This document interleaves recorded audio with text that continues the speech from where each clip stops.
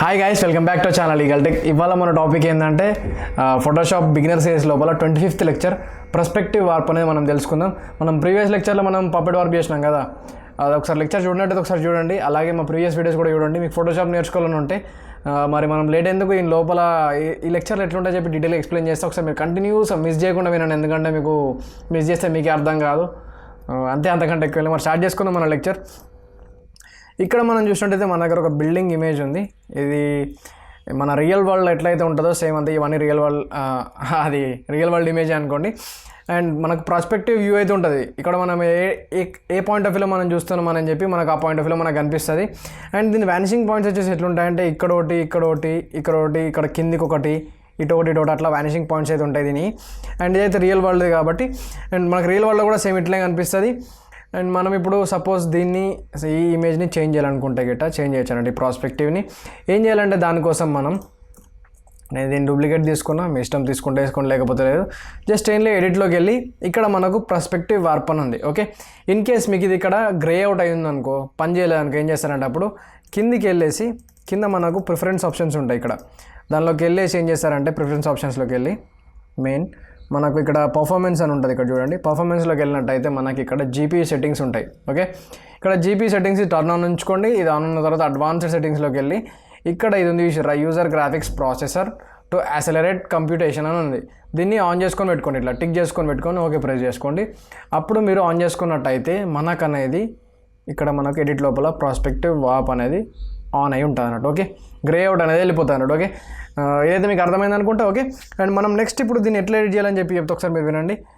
నేనైతే ప్రజెంట్ ఇక్కడ ఇట్లా ఒకటి తీసుకుంటాను. ఓకే, ఇట్లా ఇది ఒకటి తీసుకున్నా కదా.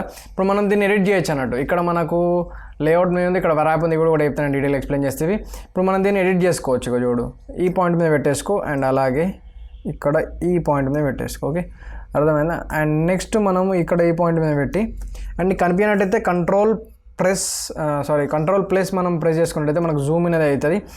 ఇప్పుడు ఇక్కడ సెట్ అయిపోయింది. ఓకే, ఇప్పుడు మనకి ఇక్కడ ఏమవుతుంది, ఇక్కడ మనం ఈ జూమ్ చేసుకుంటే ఈ లైన్ ఉంది కదా, ఈ లైన్ అనేది మనకు బ్యాక్గ్రౌండ్లో ఉన్న బిల్డింగ్కి ఉన్న ఇమేజెస్ గ్లాసెస్ ఉన్నాయి కదా, వాటికి అనేది అలైన్ అవుతుంది. అలైన్ కాకపోతే ఏం చేయాలి, మనం రెండింటిని అలైన్ చేసుకోవాలన్నట్టు. Okay, sorry, oh my god, just minute, నాకు కొంచెం టైం ఇవ్వండి, అది వెళ్ళిపోయింది. ఓకే, ఇప్పుడు నేను ఇందాక చెప్పినా కదా, దీన్ని అలైన్ చేసుకోండి, ఇది మీరు పక్క కంపల్సరీ. అండ్ అలాగే నేను స్పేస్ బార్ ప్రెస్ చేసుకుంటున్నట్టయితే మనకు ప్యానింగ్ అనేది వస్తుంది అన్నట్టు, హ్యాండ్ టూల్. ఇప్పుడు మనం దీన్ని ఏం చేద్దాం, డ్రాగ్ చేద్దాము.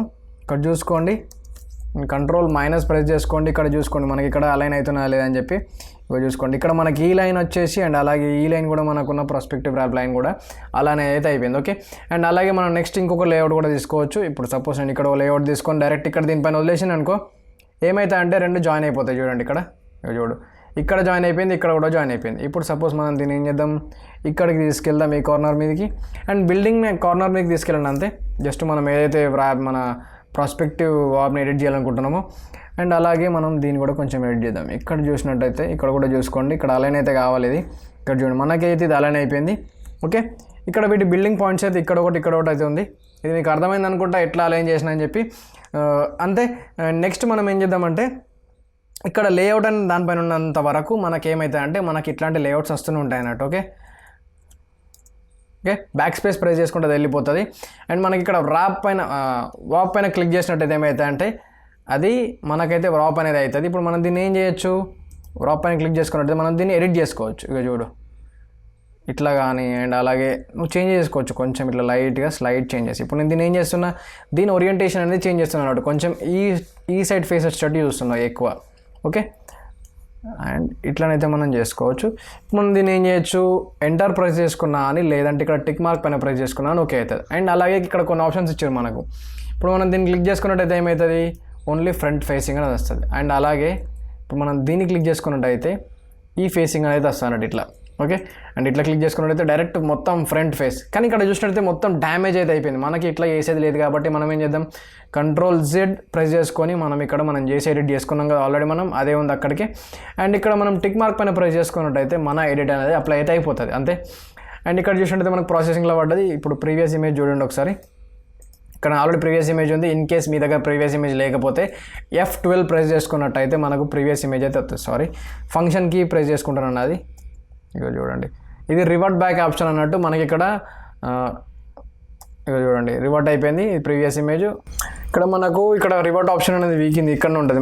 మన ఫైల్లోకి వెళ్ళినట్టయితే మనకి ఇక్కడ రివర్ట్ అనే ఆప్షన్ ఉంటుంది. ఇక్కడ ఇది ఏమైందంటే వెళ్ళిపోయింది. ఇప్పుడు నేను Ctrl+Z ప్రెస్ చేసుకున్నా, మనకి ఇమేజ్ అయితే బ్యాక్గ్రౌండ్ అయితే వచ్చేసింది.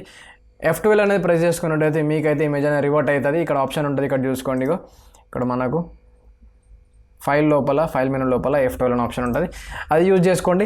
అండ్ అలాగే ఇక్కడ మనకైతే కొంచెం అయితే ఇక్కడ మనకు బ్యాక్గ్రౌండ్లో ఉన్న ట్రాన్స్పరెన్సీ అయితే కనిపిస్తుంది. మనం దీన్ని ఏం చేద్దామంటే మనకు రెక్టాంగులర్ మర్క్యూ టూల్ తీసుకొని rectangular marquee tool okay right.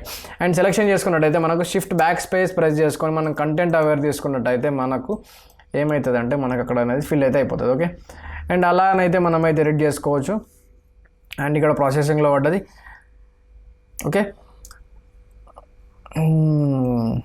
ఇక్కడ కొంచెం డ్యామేజ్ అయితే అయింది. మనం దీన్ని ఏం చేద్దాం, Ctrl+D shift back space and okay press చేస్తున్నా. అప్పుడప్పుడు ఇట్లా అయితే అయినట్టు మనం కొంచెం సెలెక్షన్లో మనము కొంచెం జాగ్రత్తగా ఉండాలి. ఓకే, ఇన్ కేస్ మీకు కానట్టయితే మీరు ఏం చేస్తారంటే ఏం లేదు, Ctrl+Z Ctrl+Shift+Z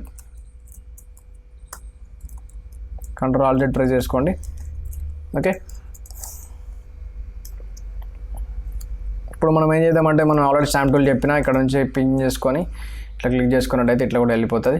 అండ్ ఎట్లా ఎడిట్ చేస్తామని నీ పైన డిపెండ్ అయి ఉంటుంది మోస్ట్లీ. ఓకే, ఇక్కడ నుంచి అయితే వెళ్ళిపోయింది కదా. ఇలాగనైతే మనము ప్రాస్పెక్టివ్ వాప్ అనేది మనం యూజ్ చేయొచ్చు. అలాగే పప్పెట్ వార్ కూడా చెప్పిన అది కూడా యూజ్ చేయండి. మంచి టూల్స్ ఇవి. మనకి ఒక ఇమేజ్ని మనం ఒక ఓరియంటేషన్ నుంచి ఇంకో ఓరియంటేషన్కి చేంజ్ చేయాలంటే మనకి ఇదైతే బాగా యూజ్ అవుతుంది. అండ్ అంతే, ఇంతకంటే ఎక్కువ ఏం లేదు. ఈ వీడియో మీకు నచ్చినట్టయితే తప్పకుండా లైక్, షేర్, సబ్స్క్రైబ్ చేయండి. ఎందుకంటే మీ సబ్స్క్రైబర్స్ కానీ మీ సపోర్ట్ అని మాకు చాలా అవసరం.